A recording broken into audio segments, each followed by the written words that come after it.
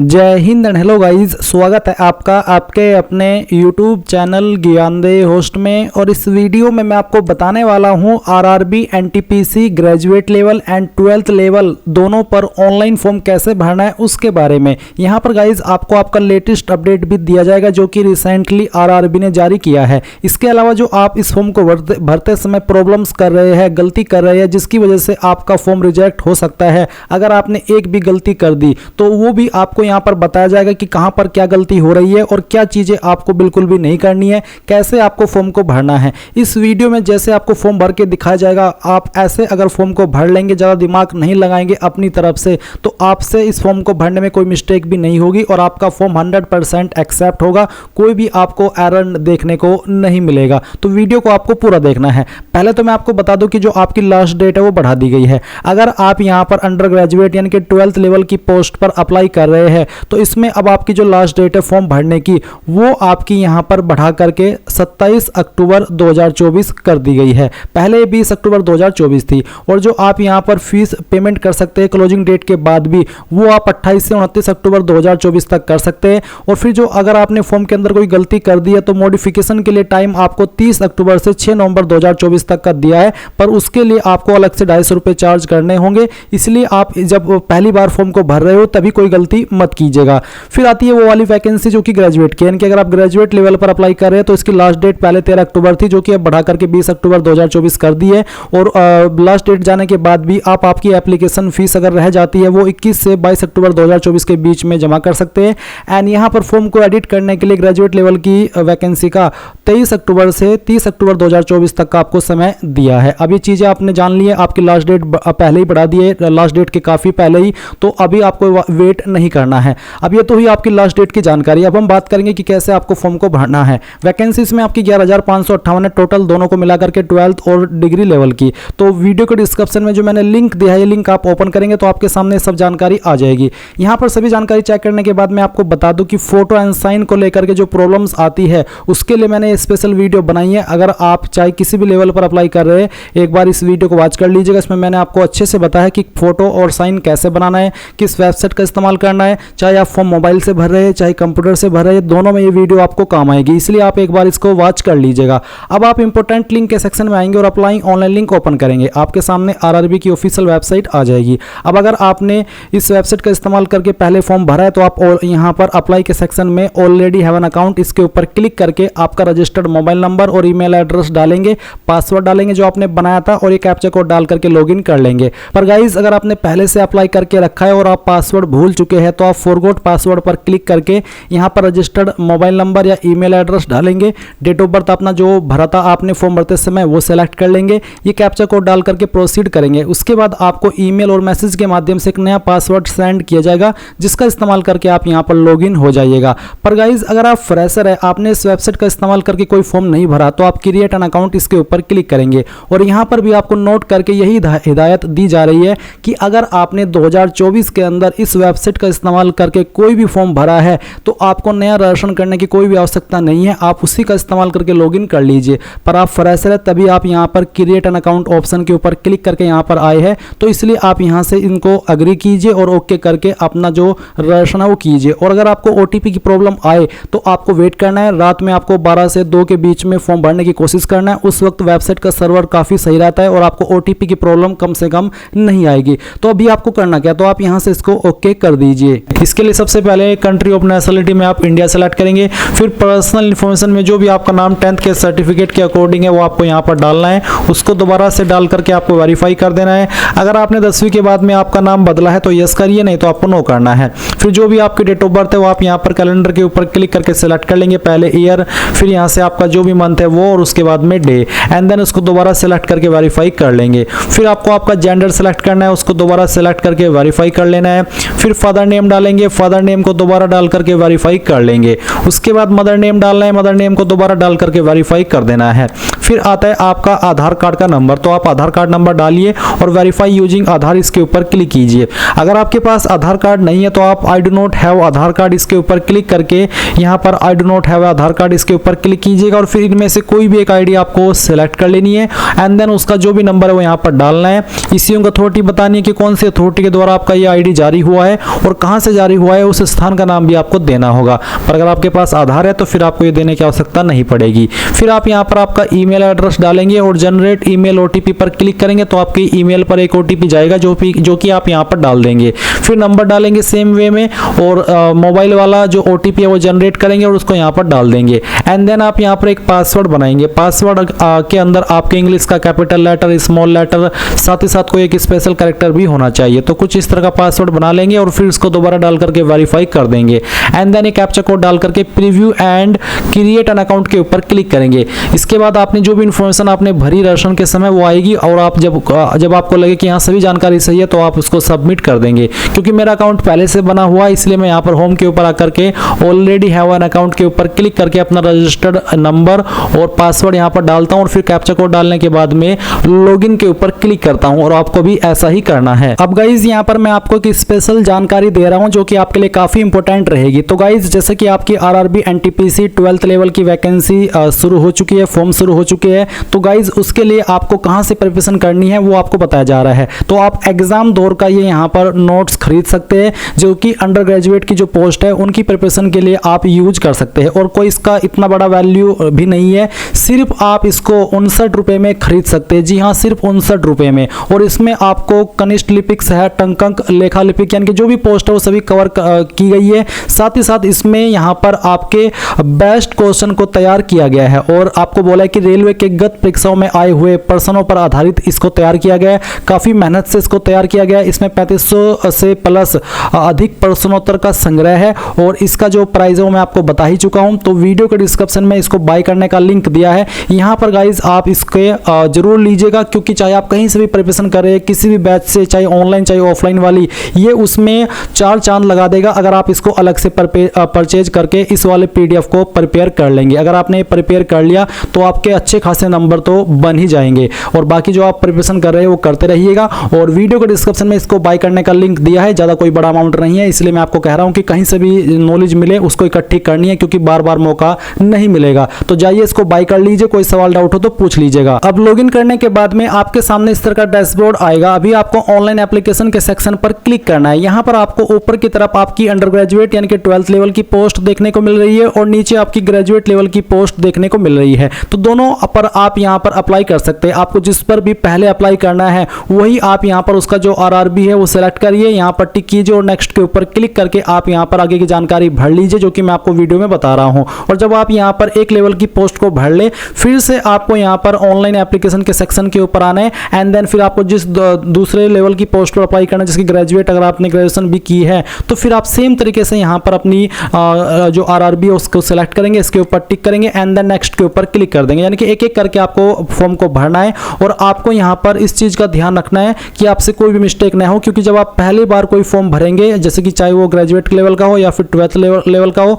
तो जो आप वहाँ पर इंफॉर्मेशन भर देंगे वो ऑटोमेटिकली सेव हो जाएगी। सेकंड टाइम में सिर्फ आपको क्वालिफिकेशन की जानकारी एक्स्ट्रा ऐड करनी है, बाकी कुछ और चीज़ आपको ऐड नहीं करनी है। अभी यहाँ पर मैं 12th लेवल पर अप्लाई करके दिखा रहा हूँ और इसी में यहाँ पर ग्रेजुएट की इंफॉर्मेशन भी मैंने ऐड करके आपको दिखाऊंगा। तो आप यहाँ पर इसके ऊपर टिक करके नेक्स्ट के ऊपर क्लिक करेंगे। अब लॉगिन करने के बाद में आपके सामने ये वाला इंटरफेस आएगा। अभी आप ऑनलाइन एप्लीकेशन के सेक्शन पर क्लिक करेंगे और आपको ऊपर की तरफ जो आपकी अंडर ग्रेजुएट कैटेगरी के अंदर वैकेंसी है वो आपको देखने को मिलेगी। तो पहले आपको यहाँ पर आपका आरआरबी सिलेक्ट कर लेना है। जैसे आप आरआरबी सिलेक्ट कर ले फिर आपको यहाँ पर टिक करना है एंड देन नेक्स्ट के ऊपर क्लिक करना है। गाइज क्योंकि मैंने यहाँ पर पहले से फॉर्म भर करके रखा है तो मेरी भी जानकारी यहाँ पर फैच कर ली गई है और अगर आप फ्रेशर है तो आपको यहाँ पर ये सभी जानकारी भरनी होगी जो कि मैं अभी आपको यहाँ पर बताता हूँ। तो मैरिटल स्टेटस आप बताएंगे कि आप अनमैरिड है या फिर मैरिड है, जो भी है वो आप सिलेक्ट कर लीजिएगा। फिर आपका रिलीजन क्या है, वो जो भी है आपका रिलीजन इनमें से वो आप सेलेक्ट करेंगे। इसके बाद सवाल है कि do you wish to avail fee exemption, यानी कि जो SC ST को फी एग्जाम्सन मिलता है, यानी कि जब उनका टियर फर्स्ट होगा तो उनको उसके बाद में सारी फीस वापस कर दी जाएगी, तो क्या आप वो लेना चाहते हैं? अगर हाँ तो यस, नहीं तो आप नो करेंगे। मदर टंग यानी कि मातृभाषा आपकी कौन सी है, जो आपकी लोकल लैंग्वेज है वो आप यहाँ पर सेलेक्ट कर लेंगे। फिर है choice of language for examination, exam की लैंग्वेज आप क्या रखना चाहते हैं, किस लैंग्वेज में आप एग्जाम देना चाहते हैं वही आप यहाँ पर सेलेक्ट कीजिएगा, और बाद में फिर आप इसको चेंज नहीं कर पाएंगे एंड फिर आपको इसी लैंग्वेज में आपका पेपर देना होगा। Permanent visible mark of identification, आपकी बॉडी के ऊपर वो निशान जिससे आपकी बॉडी की पहचान होती है, ये निशान आपकी बॉडी के ऊपर कहीं पर भी हो सकता है, पर अगर आपकी बॉडी के ऊपर ढूंढने के बाद भी कोई ऐसा मार्क नहीं है, और ध्यान दीजिए कि जो प्राइवेट पार्ट की जगह होती है वहाँ पर अगर कोई मार्क है तो उसके बारे में आप नहीं लिखे तो बेहतर है। कोई ओपन जगह जो है वहाँ पर कोई ऐसा परमानेंट मार्क है, बर्थ मार्क या किसी भी तरह का, वो आप यहाँ पर लिख सकते हैं, ना हो तो नो मार्क लिख दीजिएगा। फिर सेकंड, अगर एक से ज़्यादा मार्क है तो सेकंड मार्क लिख दीजिए, नहीं तो आप इसमें नो मार्क लिख सकते हैं। फिर आती कम्युनिटी डिटेल्स यानी कि कास्ट कैटेगरी की जानकारी, तो आपकी जो भी कास्ट है जैसे कि general, SC ST OBC EWS जो भी है वो आप सिलेक्ट कर लेंगे। फिर आपकी जो भी कास्ट है उसका नाम भी आपको लिखना है, सर्टिफिकेट नंबर डालना है, और ये आपका सेंट्रल का बना होना चाहिए। बहुत सारे कैंडिडेट के सवाल आते हैं कि कौन सा स्टेट का चलेगा या सेंट्रल का, तो सेंट्रल का बना होना चाहिए। अब मैं आपको बता दूं कि अगर आपके पास अभी स्टेट का है, सेंट्रल का नहीं है, तो आप एक काम करें, इसमें कुछ भी जानकारी भर दीजिए, कुछ भी भर दीजिए, और अभी आपका जो सेंट्रल का कास्ट सर्टिफिकेट है वो बनना दे दीजिए, क्योंकि इसमें जब एडिट होंगे वो कम से कम 25 अक्टूबर तक होने वाले हैं, तो इतने टाइम के अंदर आपका जो कास्ट सर्टिफिकेट है वो बन करके आ जाएगा, और जब एडिट शुरू होंगे तो आप यहाँ पर वो जानकारी एडिट कर लीजिएगा जो कि आपके सर्टिफिकेट बनने के बाद में आएगी। यानी कि यहाँ पर अभी कुछ भी भर दीजिए, रैंडम कोई भी नंबर, और बाद में इसको सही कर लीजिएगा एडिट के टाइम में, क्योंकि ये एडिट हो जाता है, तब तक आपका सर्टिफिकेट आ जाएगा। अब आता है इश्यूइंग अथॉरिटी, इनमें से किस अथॉरिटी ने आपका सर्टिफिकेट जारी किया है। बहुत सारे कैंडिडेट कहते हैं कि सर मेरा तहसीलदार, नायब तहसीलदार ने जारी किया, तो मैं क्या सिलेक्ट करूँ? तो उनको तालुका मजिस्ट्रेट सेलेक्ट करना होगा जिनका सर्टिफिकेट तहसीलदार या नायब तहसीलदार ने जारी किया है। और अगर आपके जो सर्टिफिकेट है उसके ऊपर अलग से लिखा हुआ है पोस्ट का नाम, तो आप वो यहाँ पर इसमें से जो भी पोस्ट है वो सिलेक्ट कर लीजिएगा। एक होता है revenue officer not below the rank of tehsildar, तो ये अलग से पोस्ट होती है। तहसीलदार और नायब तहसीलदार के लिए आपको तालुका मजिस्ट्रेट ही सिलेक्ट करना होगा। फिर आती है इश्यूइंग स्टेट, कौन सी स्टेट के द्वारा जारी हुआ है स्टेट सेलेक्ट कर लेंगे, किस स्टेट में जारी हुआ है वो डेट आप यहाँ पर सेलेक्ट कर लेंगे।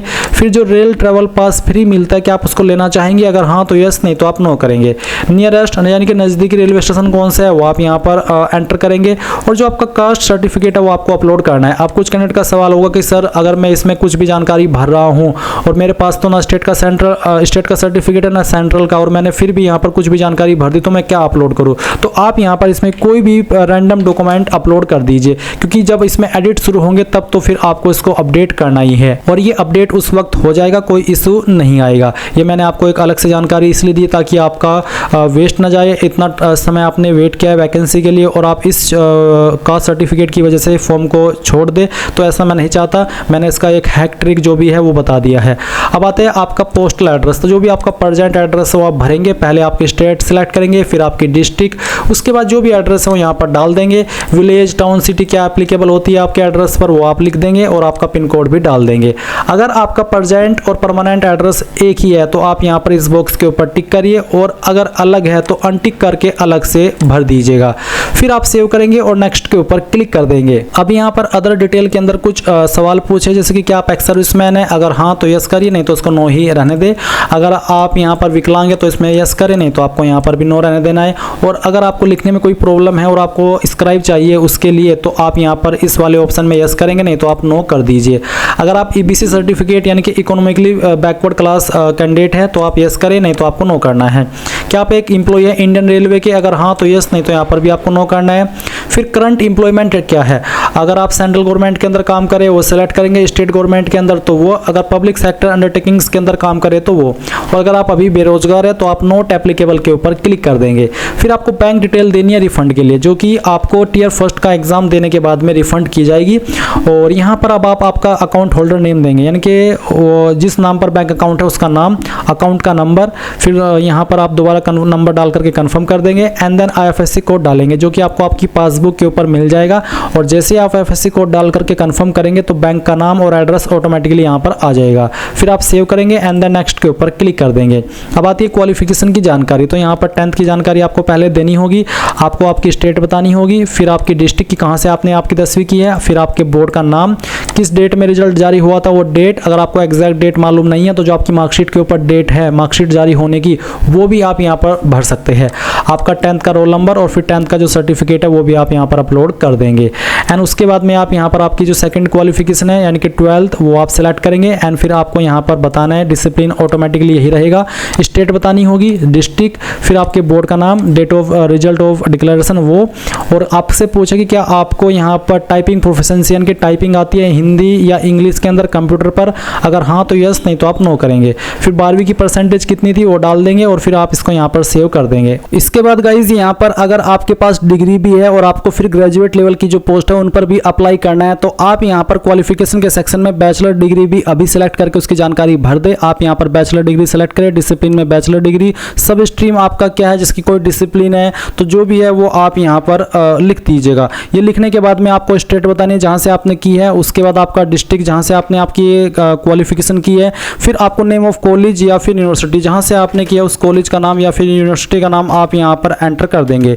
ये एंटर करने के बाद में आप यहाँ पर जो आपका डेट ऑफ डिक्लेरेशन रिजल्ट है वो आप यहाँ पर देंगे, यानी कि कब आपका रिजल्ट डिक्लेयर हुआ था उसकी डेट बताएंगे। अगर आपको एग्जैक्ट डेट मालूम नहीं है तो जो आपकी डेट मार्कशीट के ऊपर लिखी हुई है वो डेट भी आप यहाँ पर इसमें भर सकते हैं। ये भरने के बाद में गाइज आप यहाँ पर ऐड के ऊपर क्लिक कर देंगे तो ये क्वालिफिकेशन की जानकारी भी आपकी ऐड हो जाएगी। भले ही आप 12th लेवल की पोस्ट पर अभी अप्लाई कर रहे हैं तो आपको जब आप इसमें डिग्री लेवल की पोस्ट पर अप्लाई करेंगे यहाँ पर ऑनलाइन एप्लीकेशन के सेक्शन पर आकर के सेम प्रोसेस फॉलो करते हुए तो आपको डिग्री की जानकारी दोबारा भरने की आवश्यकता नहीं पड़ेगी। आप उसको अपडेट करना चाहे कर सकते हैं और फिर आप यहाँ पर कुछ भी जानकारी बस इसमें छोटी मोटी जानकारी भरनी है क्योंकि आप ऑलरेडी सभी जानकारी अभी भर चुके हैं। तो आप यहाँ पर आगे अभी क्या करेंगे, नेक्स्ट के ऊपर क्लिक करेंगे। उसके बाद आप नेक्स्ट पर क्लिक करेंगे। अब आती है अपलोड डॉक्यूमेंट की जानकारी। जो डॉक्यूमेंट आपने अभी तक अपलोड किए जैसे कि कास्ट सर्टिफिकेट और आपका 10th का सर्टिफिकेट वो आप व्यू के ऊपर क्लिक करके व्यू भी कर सकते हैं कि सही से अपलोड हुआ भी है या फिर कोई कुछ और तो यहाँ पर नहीं शो हो रहा है। फिर आप फोटो एंड साइन अपलोड करेंगे। यहाँ पर फोटो अपलोड करने का जो सैंपल है कि किस तरह का फोटो एक्सेप्ट होगा वो आपको बताया है और मैं आपको बता दूं कि मैंने फोटो को लेकर के एक अलग से वीडियो बनाई हुई है जिसमें कि मैंने अच्छे से बताया है कि फोटो एंड सिग्नेचर का साइज कैसे बनाना है, किस वेबसाइट का इस्तेमाल करना है, क्या चीज़ें ध्यान में रखनी है। तो आप एक बार ये वीडियो वॉच कर लीजिएगा, जो कि अगर आप इस वीडियो के डिस्क्रिप्शन में दिया हुआ लिंक ओपन करेंगे तो ही आप यहाँ पर आ पाएंगे। तो इस वीडियो को अच्छे से वॉच करेंगे तो पता चल जाएगा कि किन चीज़ों का ध्यान रखना है और फिर उसमें बताया भी है कि कैसे आपको फोटो बनाना है, चाहे आप फॉर्म मोबाइल से भर रहे हैं या फिर कंप्यूटर से। तो एक बार वो वीडियो वॉच कर लीजिएगा और फिर उसके अकॉर्डिंग आप यहाँ पर आपका फोटो बना करके अपलोड कर देंगे।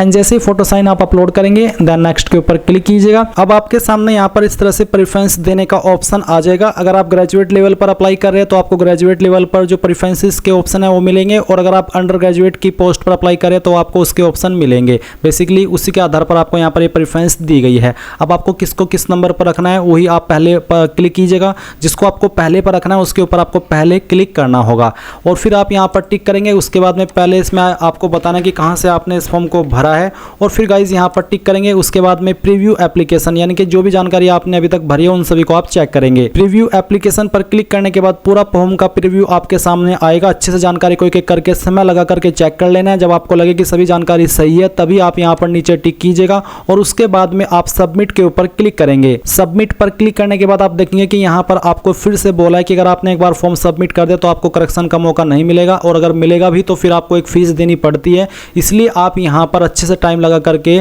सबमिट के ऊपर क्लिक कर दीजिए। अब जैसे आप सबमिट करेंगे तो आप देख सकते हैं कि यहाँ पर आपको आपकी ईमेल आईडी, मोबाइल नंबर देखने को मिल रहा है और साथ ही फीस का अमाउंट भी आपके सामने है। आप यहाँ पर नीचे किस माध्यम से फीस को जमा करना चाहते हैं, पे विद रेजर पे विद पेयू, कोई भी एक ऑप्शन सेलेक्ट कर ले और उसके ऊपर क्लिक करने के बाद आपके सामने पेमेंट के ऑप्शन आ जाएंगे। आप आपकी एप्लीकेशन फीस इनमें से किस भी माध्यम का इस्तेमाल करके जमा कर पाएंगे। जैसे ही फीस जमा होगी आपको फिर से इसी वेबसाइट के ऊपर रिडायरेक्ट किया जाएगा जहां से आपने फॉर्म फिल करना स्टार्ट किया था और आप आपके फॉर्म का फाइनल प्रिंट आउट ले पाएंगे। अगर कोई एरर आ जाए पेमेंट करने में तो फिर से आप आरआरबी की वेबसाइट के ऊपर आकर के लॉगिन करके आपके एप्लीकेशन हिस्ट्री के सेक्शन में जाकर के अपने फॉर्म का प्रीव्यू या फिर उसका जो भी स्टेटस है वो देख सकते हैं। तो इस तरह से गाइज आप लोग इस फॉर्म को भरेंगे। आई होप आपको पूरी जानकारी समझ में आ गई होगी। अगर आपने अभी तक भी वीडियो को लाइक शेयर नहीं किया कर दीजिए। Thanks for watching. जय हिंद।